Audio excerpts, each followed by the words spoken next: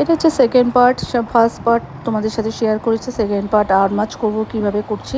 কাঁচা মাছ পুরো মেখে বসিয়ে দেবে। এদিকে মেয়ে অলরেডি স্নান টান করে রেডি হয়ে গেছে, কারণ ওর পড়া আছে, ওকে নিয়ে আমি যাব, বেরিয়ে পড়বো।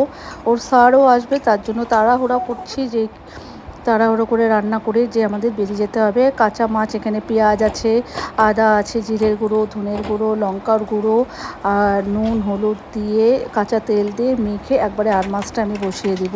কাঁচা মাছ এভাবে একবার রান্না করো, তোমাদের খুব খুব ভালো লাগবে।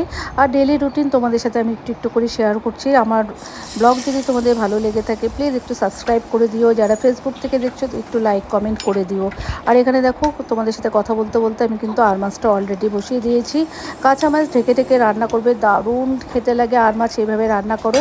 আর একটা টমেটো দিয়েছি আর 4-5টা কাঁচা লঙ্কা দিয়ে দিয়েছি। এদিকে অপর্ণা চলে এসছে, বললাম তুই আর একটু কিছু কেটে দে, শুধু আর মাছ করলেই হবে না, তার সাথে একটু কিছু করি। এদিকে দেখো ওর শার্ট চলে এসছে, ও পড়তে বসে গেছে। আর অপর্ণা বললো কচুরলতি আছে, তুমি দিদি কচুরলতিটা করে ফেলো, অনেক দিন ধরে কাটা আছে, শুকিয়ে যাবে নাহলে। এদিকে কচুরলতি বসিয়ে দিয়েছি। আমার কিন্তু রান্না অলরেডি রেডি হয়ে গেছে। কচুরলতি করেছি, আর মাছ করেছি। আর ওদিকে স্যারের জন্য একটু ডিম সিদ্ধ বসিয়ে দিয়েছি, চা বিস্কুট দেওয়া হয়ে গেছে স্যারকে। ভাবলাম না একটু আম আছে, আম কেটে আর দুটো ডিম সিদ্ধ দিয়েছি, একটু গোলমরিচ আর নুন দিয়ে একটু দিয়ে দিই স্যারকে। ও স্যারকে দিতে গেল, মেয়েকে ডাকলাম যে তুই স্যারকে দিয়ে দে। আর এদিকে আমার রান্না করতে করতে সব কিছু কাজ কমপ্লিট করে মেয়েকে খেতে দিয়ে দিলাম। মেয়ে খেতে বসে গেছে। এখন আমরা বেরিয়ে পড়বো, কারণ আমাদের প্রত্যেক দিন এই টাইমটায় আমরা বেরিয়ে যাই, 2:30 বাজে। ওর পড়া আছে 3টের থেকে। চলো আজকের ব্লগটা এখানেই শেষ করছি। ভালো লাগলে একটু লাইক শেয়ার একটু কমেন্ট করে একটু সাবস্ক্রাইব করে দিও। টাটা, চলো বাই।